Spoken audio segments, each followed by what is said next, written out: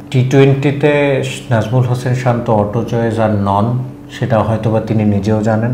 ইউএইকে হারাতে গিয়ে ষষ্ঠ সপ্তম অষ্টম অপশন লাগে, সেক্ষেত্রে এটা দুঃখজনক। রিশাদ হোসেনকে তো আপনি অটোমেটিক চয়েস বলতেই পারেন এখন, কিন্তু তাকে খেলানো হয়নি। এটাই বার্তা দেয় যে বাংলাদেশ দল পরীক্ষা নিরীক্ষা এবং বাজিয়ে দেখতে চাইছে।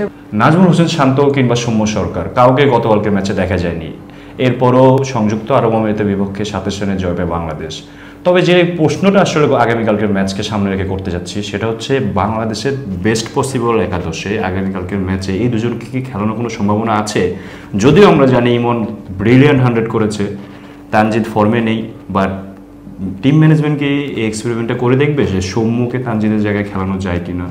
না, আমার তো মনে হয়েছে যে আপনার যখন তানজিদ হাসান তামিমকে খেলানো হয়েছে বা তার সঙ্গে ওপেন করেছেন পারভেজ হোসেন ইমন, তো এখানেই তো তারা আসলে পরীক্ষাটা করে ফেলেছে। এবং ইউএইর মতো একটু খর্বশক্তির দলই আমি বলবো, যখন আপনি তাদের বিপক্ষে খেলবেন তখন তো আসলে এই পরীক্ষাগুলো আপনাকে করতেই হবে, এবং সেটা করা হয়েছে।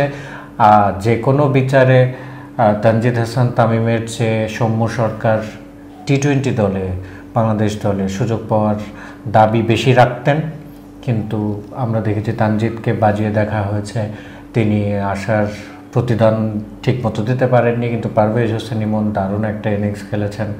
এমন 100 রান বাংলাদেশের ক্রিকেট ইতিহাসেই খুব কম, ইনফ্যাক্ট এটা দ্বিতীয়। তো আসলে নাজমুল হোসেন শান্তর কথাও যদি আপনি বলেন, সেক্ষেত্রেও তার একাদশে থাকা না থাকা নিয়ে কিন্তু প্রশ্ন ছিলই, যে সবাই ভাবছিলই তিনি কি স্কোয়াডে আছেন, তিনি একাদশে থাকবেন কিনা।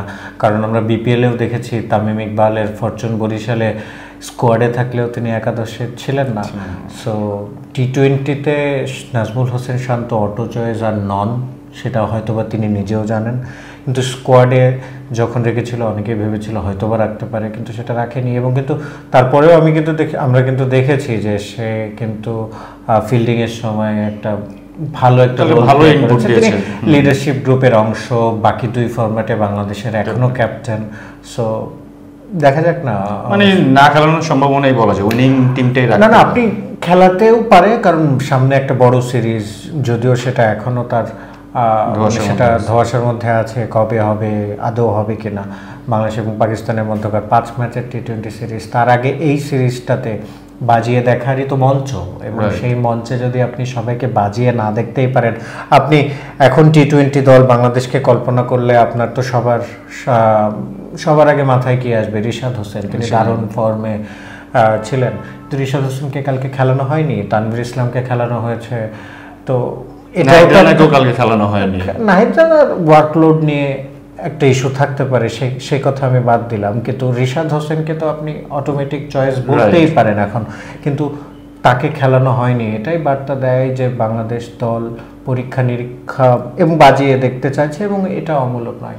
আচ্ছা, তো আরেকটা যে প্রশ্ন, সেটা হচ্ছে আমরা ইতিমধ্যে জানি সবাই যে মুস্তাফিজ অলরেডি আইপিএলের জন্য চলে গিয়েছেন। তো সেই ক্ষেত্রে মুস্তাফিজের জায়গায় কি তাহলে নাহিদ রানাকে দেখা যেতে পারে আগামীকালকের ম্যাচে? যদি আপনি বাহাতি ওই হিসাব করেন, সেক্ষেত্রে তো শরীফুল ইসলাম এগিয়ে থাকবেন, তিনিও স্কোয়াডে আছেন।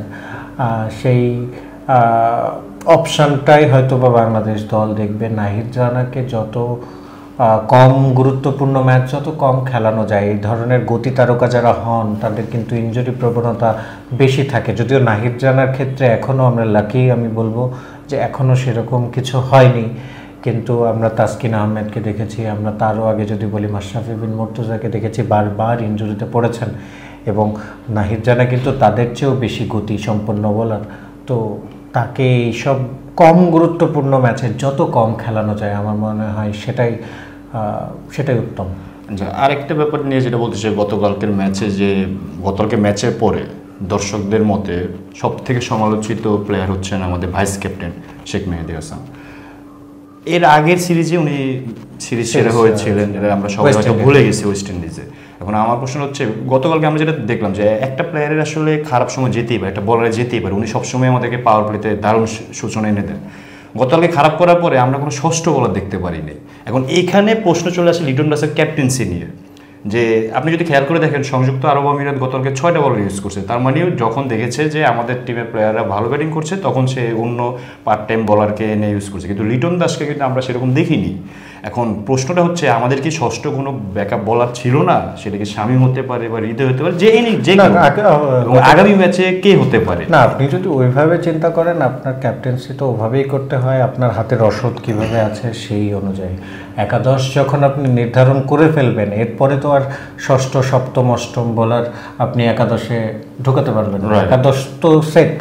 এখন যখন শেখ মেহেদী হাসান সুবিধা করে উঠতে পারছেন না, তখন কি আপনি ক্যাপ্টেন হিসেবে শামীম হোসেন পাটোয়ারি বা তাওহিদ হৃদয়কে বল হাতে দিবেন কিনা, সেই গ্যাম্বেলটা আপনি করবেন কিনা?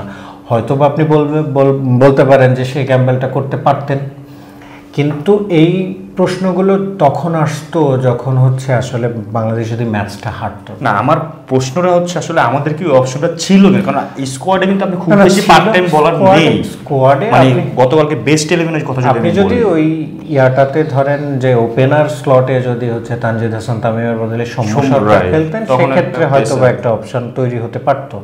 বাট আগামীকালকে ম্যাচের জন্য কি ষষ্ঠ বলার ব্যাকআপ নিয়ে নামা উচিত না? ব্যাকআপ আপনার যদি ইউএইকে হারাতে গিয়ে ষষ্ঠ সপ্তম অষ্টম অপশন লাগে, সেক্ষেত্রে এটা দুঃখজনক। বাংলাদেশ দল 2000 সাল থেকে টেস্ট খেলছে। যখন আমি আগের এক আলোচনায় বলেছি ভারতের সঙ্গে যখন তুলনা হচ্ছিল, যে তখন আমরা বলছি অনেক কম সময় আমরা ক্রিকেট খেলছি, কিন্তু যখন আপনি ইউএইর সঙ্গে খেলছেন তখন এই কথাটা একেবারেই ভিন্ন, যে আপনি এত দিন ধরে ক্রিকেট খেলছেন, আপনি টেস্ট ফরম্যাট খেলছেন।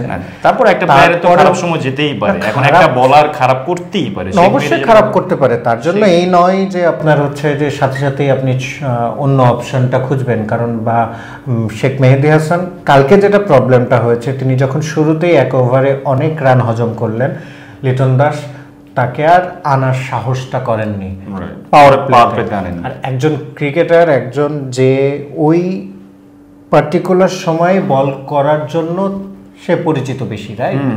তখন তিনি ওই সময়টাতে যখন নিজের ইয়েটাতে কাজে লাগাতে পারেননি, পরবর্তীতে আমরা দেখেছি আবারও যখন আসিফ বলে ওদের একটা ব্যাটার যে 3টা ছক্কা হাঁকালেন, তখন কিন্তু একটা সময় মনে হচ্ছিল বাংলাদেশ ম্যাচ হেরেও যেতে পারে।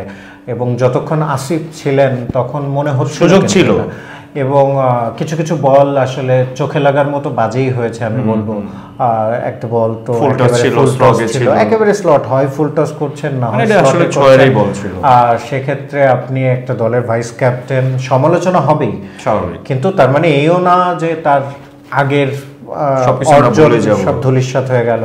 গত 3-0-তে যেটা সিরিজে তিনি সিরিজ সেরা হয়েছিলেন, একটা ম্যাচ খারাপ যেতে পারে, কিন্তু কিছু কিছু জিনিস না চোখে লাগে।